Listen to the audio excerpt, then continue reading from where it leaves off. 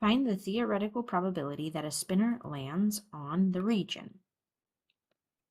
If we were looking at the green, what fraction of the circle or of the spinner does the green take up? If we made them all the same size, there would be 1, 2, 3, 4, 5, 6, 7, 8 pieces, and the green takes up 1 out of the 8 parts. So the theoretical probability would be 1/8.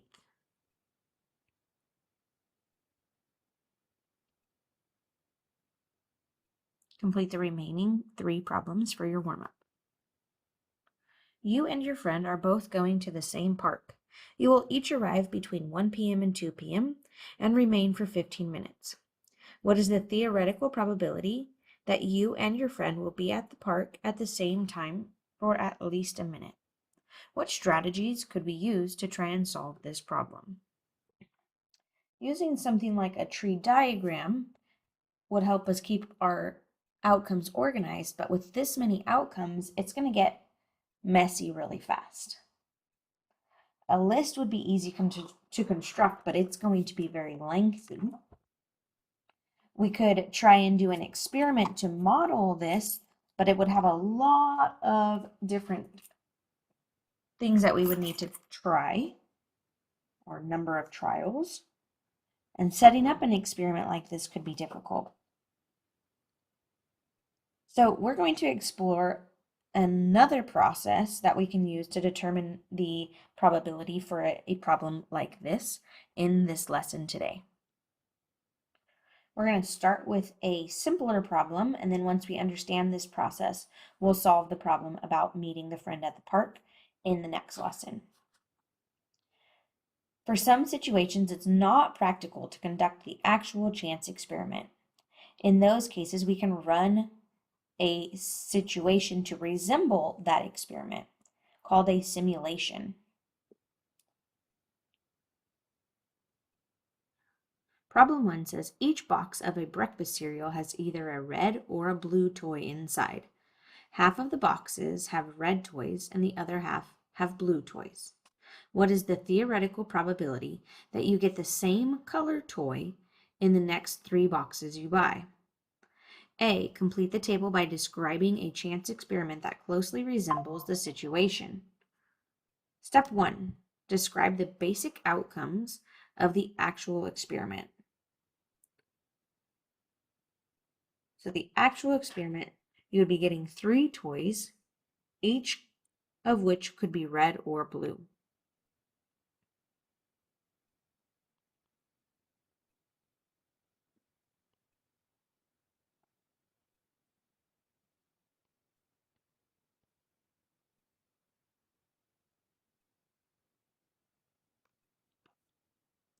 Step 2, choose a device and define which possible outcomes of the device represent an outcome of the actual experiment. So since there are 2 possibilities, we could use a simulation that works with a coin.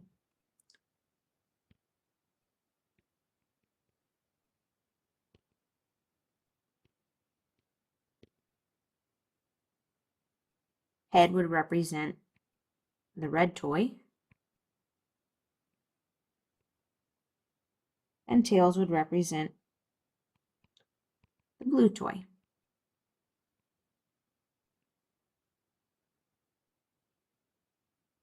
Step 3, define what is meant by a trial that represents outcomes in the actual experiment.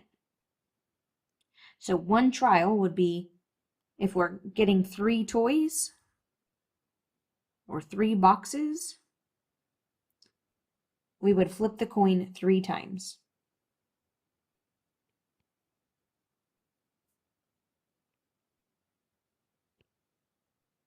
To represent each of the 3 boxes.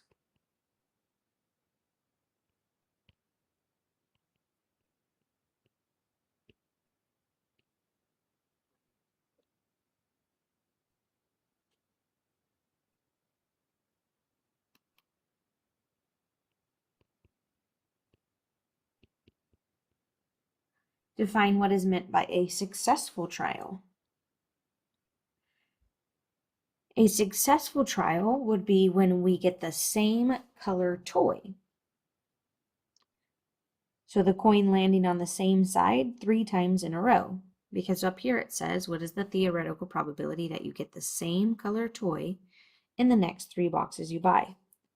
So a success is the coin lands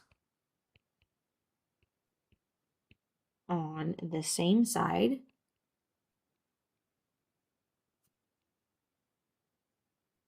3 times in a row.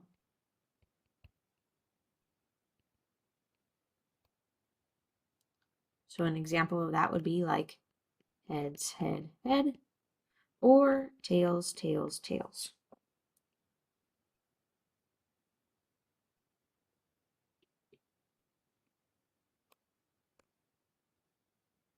Step 5. Conduct mini trials. The more trials you conduct, the better your information will be. Find the relative frequency of successful trials. This produces an empirical probability. So we're going to repeat this process multiple times and record our results in this section.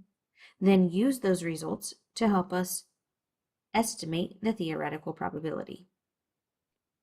So let's flip this coin 3 times. Tails, head, tails.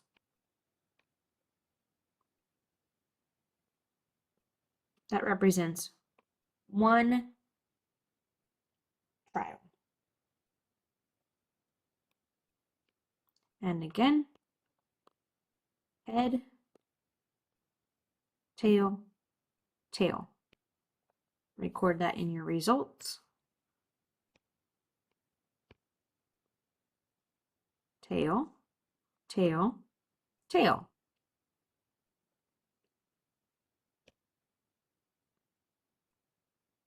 So far we have 1 success out of 3.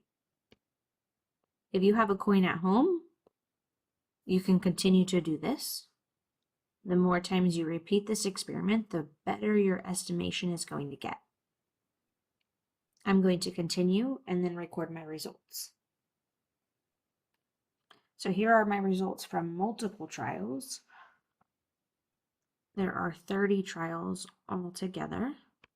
I did 5 in each row, so 5, 10, 15, 20, 25, 30.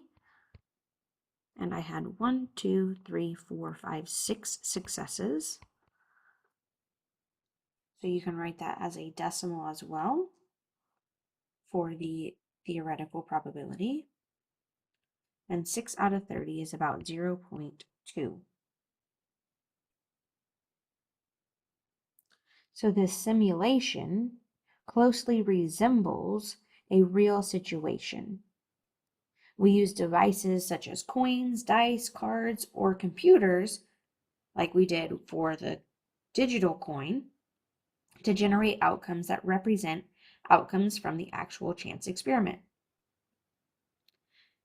If you did this on your own, you might have a different theoretical probability than I did. When we conduct any chance experiment, there's chance involved, so we don't expect to get identical results, but they should be pretty similar. When your book, or the people from creating your book did this, they had 11 out of 50, which is very close. When we divide, it comes out to 0.22. So that decimal is very close to the decimal that I got from my experiment or from my simulation. Here we're going to work on what is the sample space for the colors of toys in the next 3 cereal boxes you buy. So you could get all 3 blues,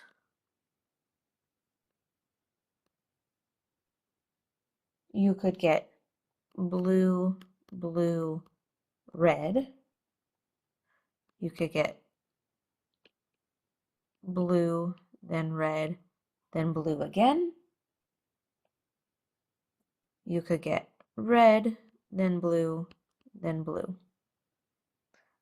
These are the 3 possibilities with 1 red and 2 blues. We could have 2 reds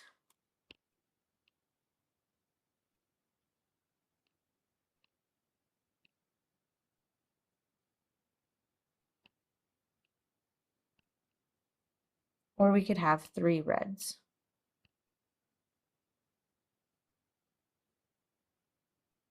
Calculate the theoretical probability that the next 3 boxes will have the same color toy. Well, that would be 3 blues or 3 reds, so that is 2 out of 1, 2, 3, 4, 5, 6, 7, 8 possible outcomes. And 2 divided by 8 is 0.25. Now it says compare the empirical probability from part A to the theoretical probability from part C. We found an empirical probability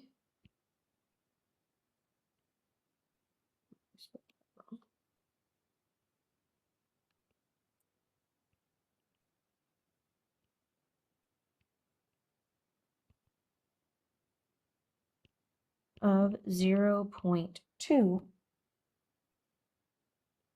The theoretical probability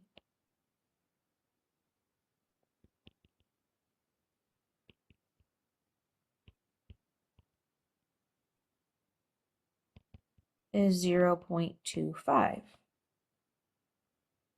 The difference is small, so we are close to the theoretical probability.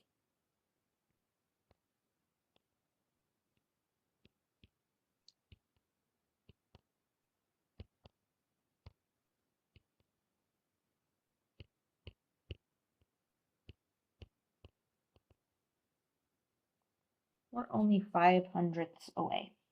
So we are close to that theoretical probability based on our experiment.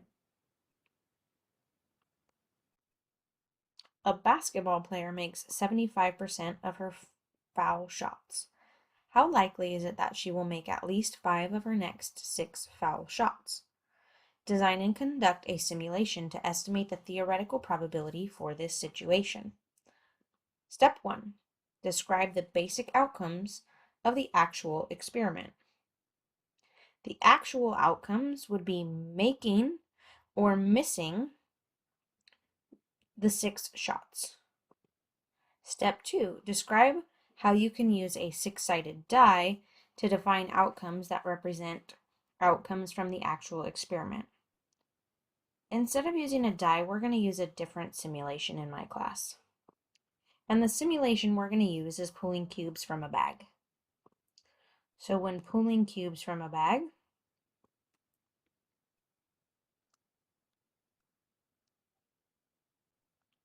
the color green represents making the shot, and red would represent missing the shot.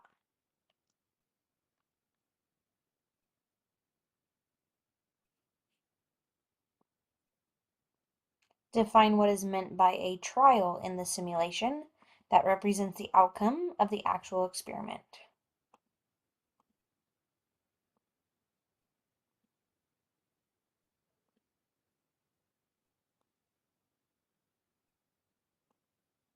We will pull 6 cubes from the bag to represent each of the 6 shots. Step 4. Define what is meant by a successful trial.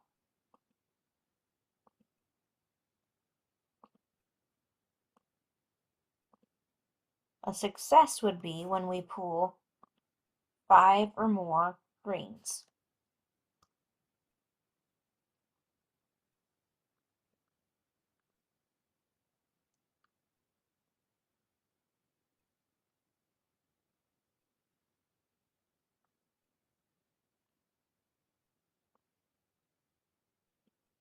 And then in step 5, we're actually going to conduct the experiment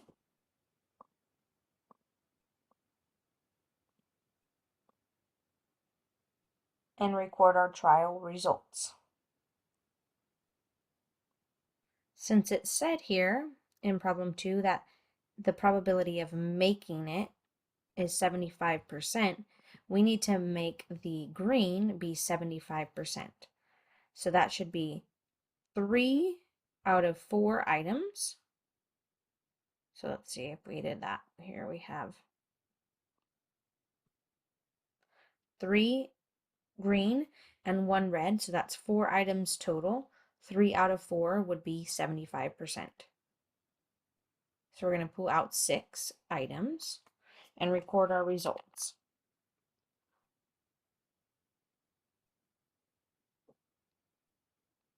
Green, green, green, green, green, and green. Since I got 5 or more shots or successful, that would be considered a success. We want when she makes at least 5 of her shots.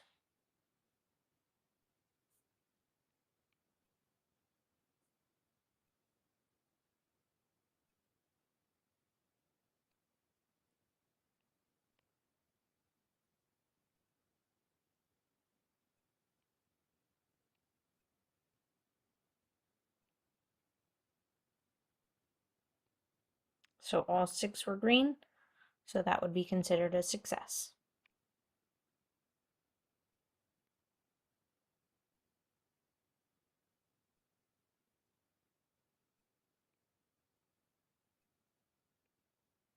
Remember, we're pooling 6 items for each one.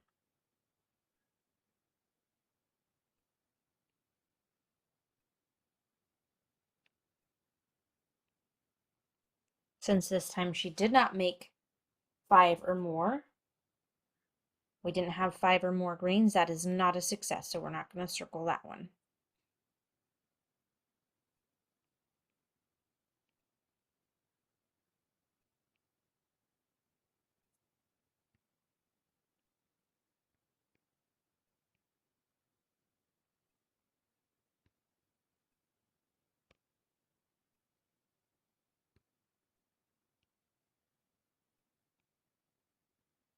Again, there's only 4 successful ones there, so that one is not going to be considered a successful trial.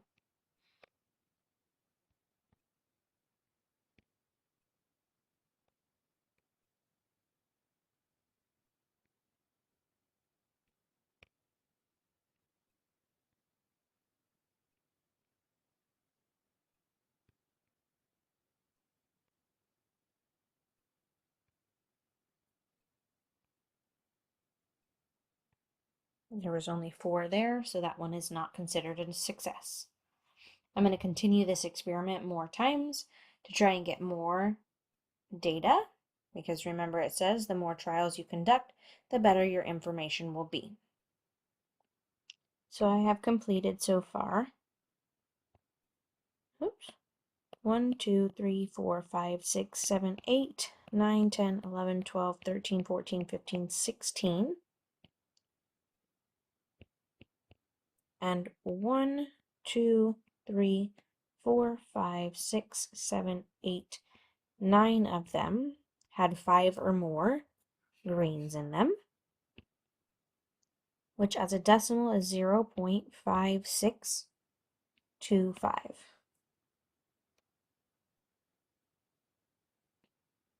Keep in mind, if you did this experiment on your own, you may have different results, but it should be similar. In your book, the simulation that they ran, they got 27 successful trials out of 50 experiments, and that came out to a decimal of 0.54. So we were pretty close to what your book predicted. And then you may have a decimal that's similar as well. Keep in mind, the more times you run the experiment, the closer you should get to the theoretical probability.